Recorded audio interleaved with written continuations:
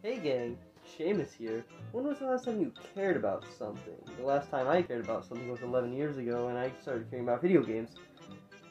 I never made back that investment.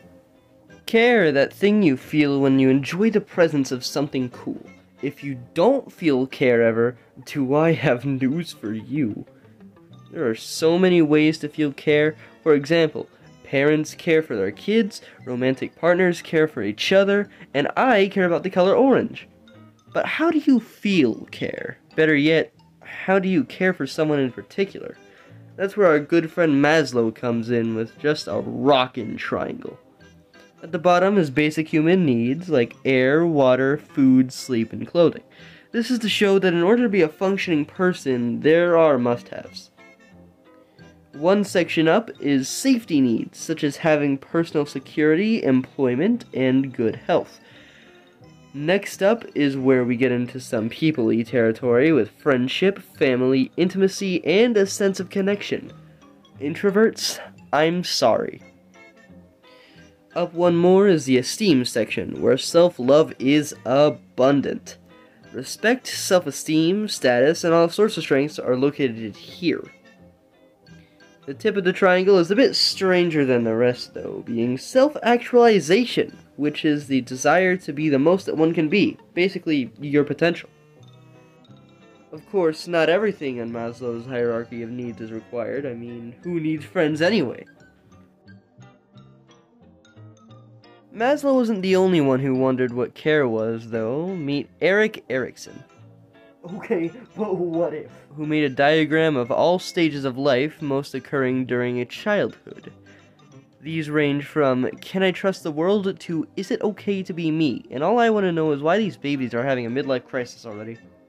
Now, why do these two models matter for our core question? Well, these are the basis for human life. At least, it's the basis of understanding humans anyway. After all, how can you care for something you don't understand? I just don't get it. Let's step back a bit and explain how one would probably think you'd care for, say, a baby. In the simplest of simple terms, you feed it, bathe it, and shower it in affection, right? Well, yes, you can do this. We're forgetting some important steps that'll really amp up your baby. Education is vital. Even if a baby doesn't seem like they're doing anything great, they're always learning. That's why you've got to give it some real productive, thought-inducing toys. Give them number blocks so they know what counting is. Purchase some animal plush toys so they understand that you aren't the only other being on the planet.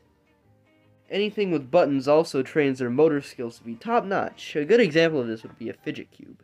Speaking of caring for a baby, environment is also key. There are many different family types that could fill this role, such as a nuclear family, which involves both the parents who contributed in the creation of the child. An extended family is what happens when aunts, uncles, cousins, and or grandparents get involved. A common way a nuclear family transforms into an extended family is if the husband or wife's parents move in with the nuclear family. An entirely different type of family, or reconstituted/step family, is an environment in which one or both parents bring children from past relationships into a new merged family. This kind of family most commonly develops due to divorce. It is also common for the new adult entering a child's life to be labeled as a step-parent. The same goes for siblings.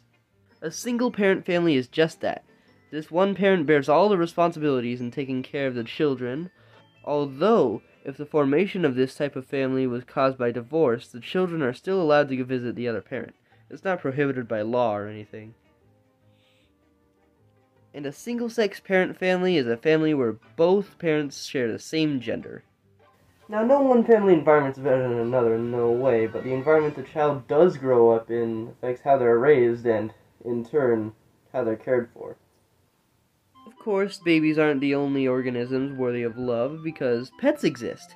Take a look at your nearest dog, cat, fish, bird, or bacterial speck. What do you notice about them? That's right, they're breathers too! Typically, if it breathes, it requires attention. Animals do this in the wild all the time, because caring is a parental instinct in every species. You'd want to see your children prosper, right? Wild animals do differ from us in how they care, though, especially with those who aren't mammals. Any animal that lays eggs nurses those eggs until they hatch, whereas we don't have to worry about that, because the egg hatches inside the mother before birth. This means that the mother is technically caring for the egg, just involuntarily. And even then, after all we've talked about, there's still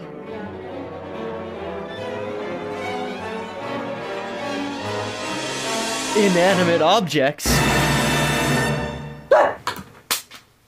Maintenance is a big part of a collector's life, because of course you'd want to keep your things shiny and neat with as long as possible.